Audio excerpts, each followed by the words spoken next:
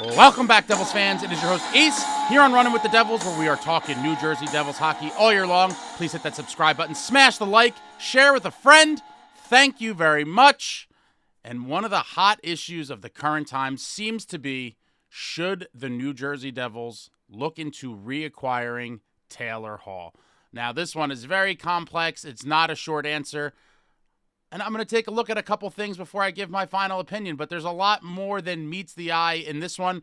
Taylor Hall was a star in juniors, dominating in the OHL before being drafted number 1 overall in 2010 by the Edmonton Oilers and spent the first several years of his career there before ultimately being traded to the New Jersey Devils, as you all remember back in the day.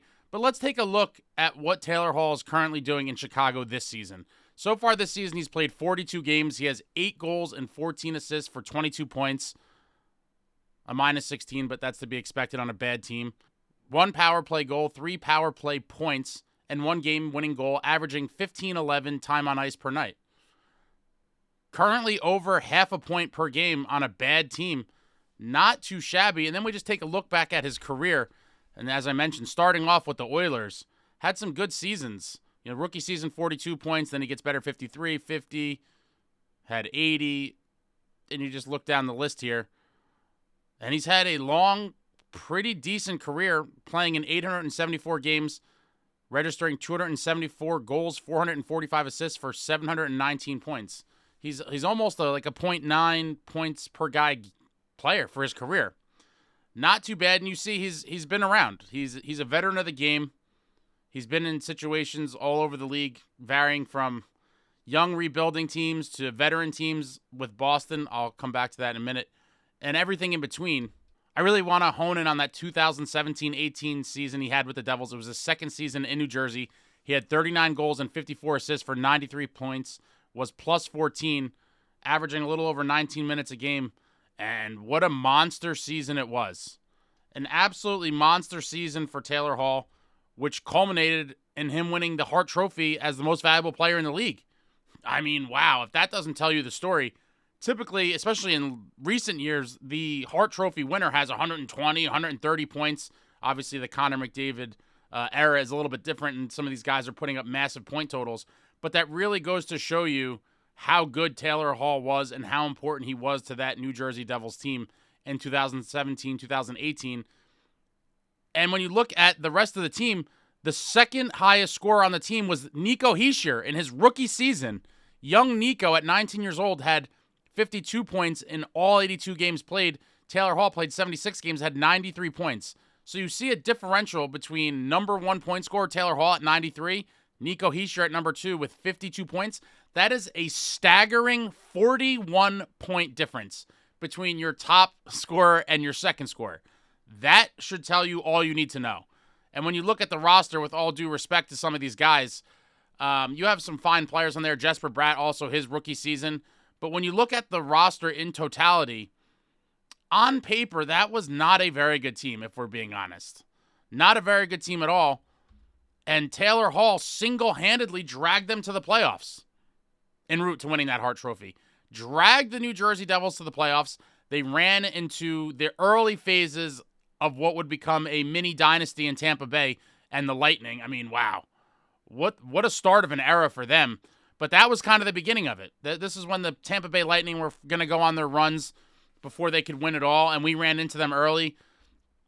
Devils eliminated in 5 games by the Lightning. The series wasn't that close or very good, if I'm being honest. I mean, Devils out in 5 games, lost game 1 5-2, lost game 2 5-3, won game 3 at home by a score of 5-2, and then they lost 3-1 in Tampa, and then 3-1 in Tampa again in the elimination game. Not a very good series, and they ran into a very good team. I mean, that Lightning team, like I said, that was the early phases of their mini dynasty before they won those back-to-back cups in 2020 and 2021. But we look at how did Taylor Hall fare in those playoffs after that monster Hart Trophy winning regular season. And once again, Taylor Hall led the way. In those 5 games, he had 2 goals and 4 assists for 6 points. Followed up by Will Butcher, which I didn't remember when I was looking this up. Super weird that Will Butcher, a defenseman, was second in scoring with 4 points. And then you see Kyle Palmieri, Coleman, Zajac. But Taylor Hall led them in the regular season, and he led them in that playoffs. And you say, okay, well, that's how, Taylor Hall did okay in that playoffs. How has he done throughout his career in the playoffs? And sadly, for those that don't remember or didn't know, that 2017-2018 playoff berth with the Devils was his very first career appearance in the playoffs. He played all those years in Edmonton on very bad teams and finally made it to the playoffs with the Devils in 2017-2018. And as I showed before, he had 6 points in 5 games. Then he makes it to the playoffs for the second time in 2019-20 with the Arizona Coyotes, registering 2 goals and 4 assists for 6 points in 9 games. And then he makes it for the next 3 years after that, all with the Boston Bruins. 2020-21 with the Bruins, in 11 games, he had 3 goals, 2 assists for 5 points. In the 21-22 season with the Bruins, in 7 games, he had 2 goals, 2 assists for 4 points. And finally, in 22-23, in 7 games with Boston, he had 5 goals and 3 assists for 8 points. And his career playoff stats, 39 games played, 14 goals, 15 assists for 29 points. And it's basically like 0.75 points a game for the playoffs. Not too shabby. Not too shabby, I would say. So now the question is, should the Devils try to bring Taylor Hall back? And I've been thinking about it for a while and looking at different things. And I'll be honest, when I first heard these speculations weeks ago, my initial reaction was hell no. Like, no way. I have no interest. He's washed up, yada, yada. I didn't like how he left. We had that whole incident where after the Devils fans at the Rock booed a power play that generated no shots in a season that was, painful to witness. Taylor Hall got fed up and kind of, complained to the media after the game. And then in the following game or 2 games later, I forget if it was the very next game or a couple games later, but he scored and he kind of put his glove to his ear, like, kind of taunting the fans. I thought that was in poor taste and it kind of pissed me off. And from that point on, he was sort of dead to me. And so my initial reaction was, we don't need him. Screw him.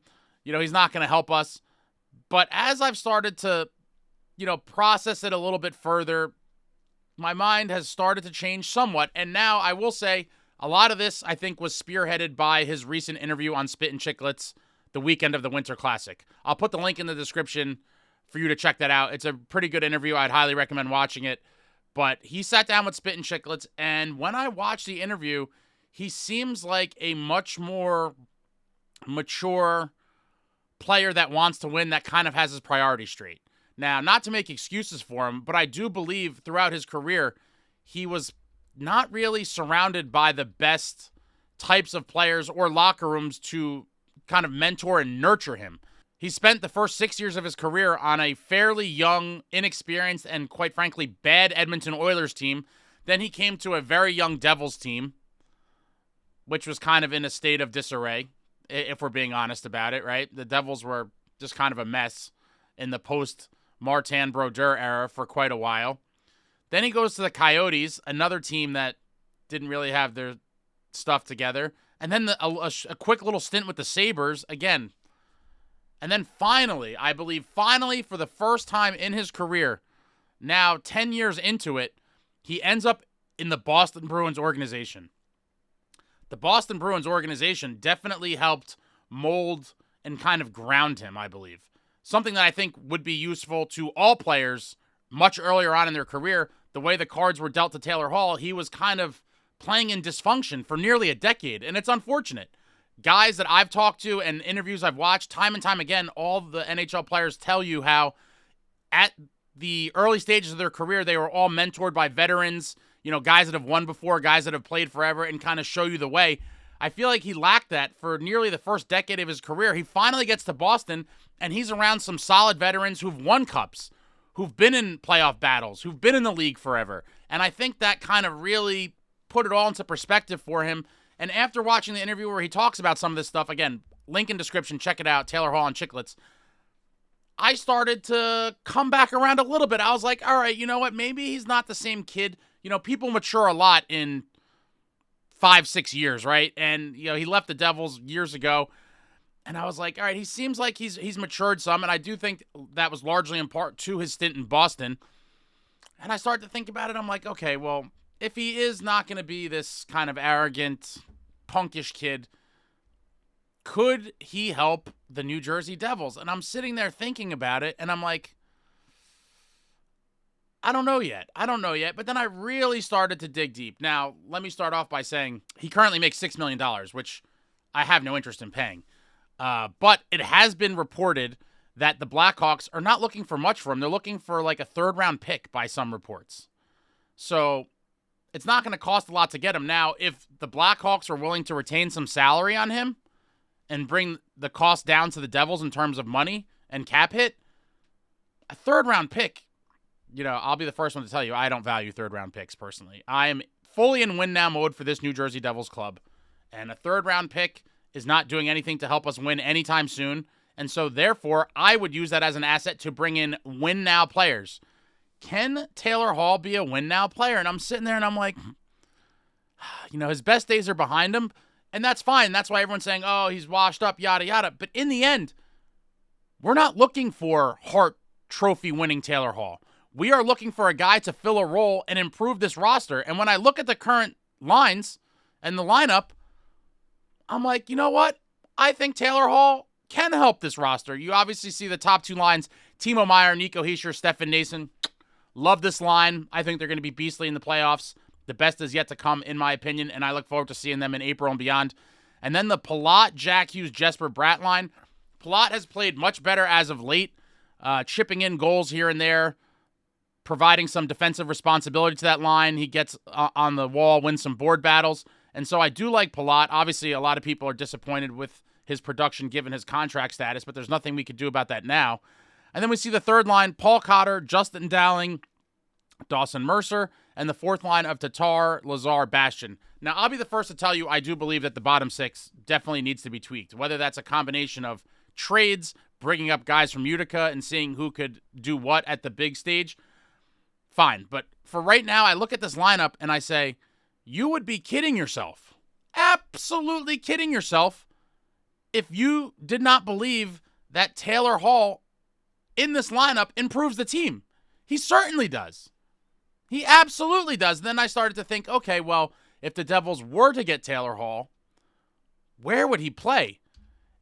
And for the first option that came to mind, obviously, just, these are not set in stone by any means, but just the first idea I kind of had was, okay, if we wanted to leave our top six intact and just not touch those lines, could we push Paul Cotter back to center where he's played before and plug Taylor Hall in on the left wing there?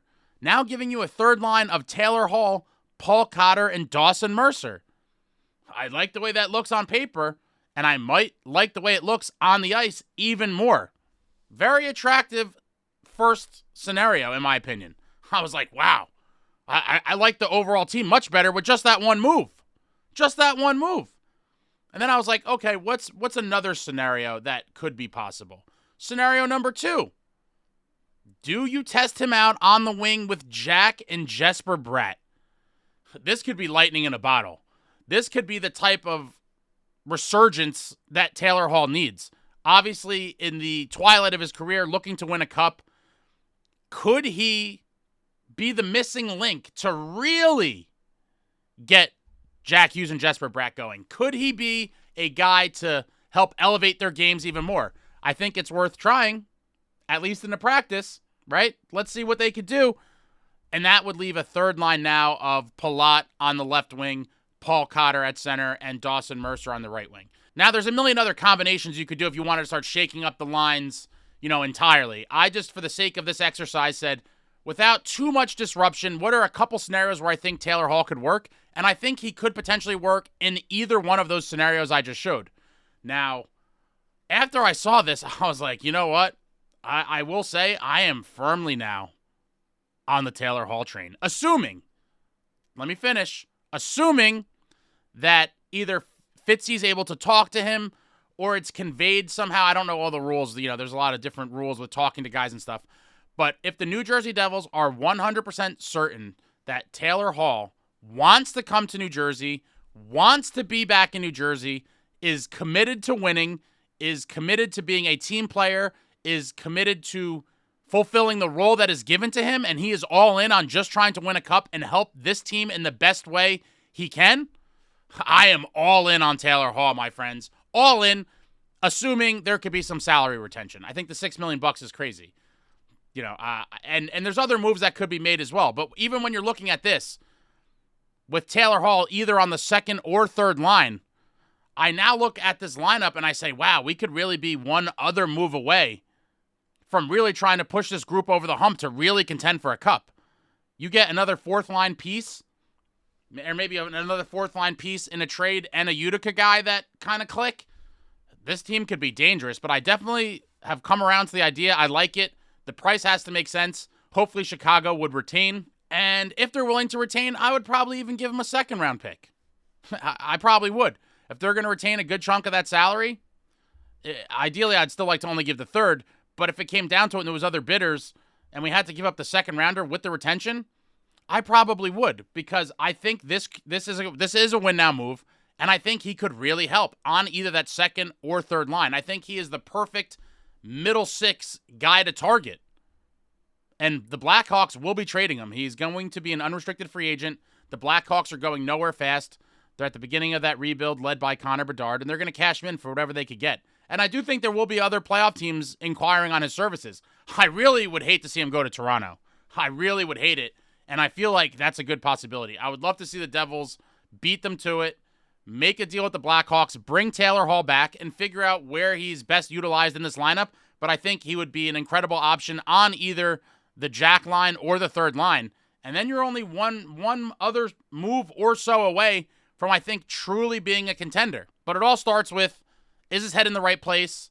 Does he want to be here? Will he do anything to win? Yada, yada. And after watching that interview, I feel like he would be. I don't know how he feels about the state of New Jersey, living here and all of that. That's a whole different story. But he is familiar with the area. Some young, exciting kids on the team. Jacob Markstrom in net, looking like an absolute monster. And the Devils have to be nearly as attractive as any other team for guys looking to cup chase in the twilight of their career. And it's winding down for Taylor Hall. This could be a place he could win a cup. Furthermore, last point, if we get him and he turns out to work out well, what's to say we couldn't re-sign him for another year or two at a super low price? That's definitely a possibility. Beyond just this playoffs, would he fit somewhere in the lineup for the next year or two? And I think he could. We'll see how it works out if it happens. But I think this could be a decent bottom six guy for next season, potentially, if it all works out. But it's a whole lot to think about. But again, like I said, at first, I was firmly against it. After really thinking about it, I saw that interview. It kind of made me start looking at it again. And you'd be kidding yourselves, guys. Taylor Hall is better than several of the forwards on this roster. Let's be real. He would improve the team. And if we get him at the right price, it makes sense. But let me know in the comments what you think about all this. Should we investigate bringing back Taylor Hall? If so, why? If you don't think so, tell me why as well. Let me know about anything else I said in this video in the comments. Anything, everything, Devils hockey, just throw it out there in the comments. I enjoy talking to all of you. Thank you all for watching. I love you all. I'll be back soon. Tons of exciting stuff in the works. Like, comment, subscribe, and all that jazz. Until next time, friends, let's go Devils.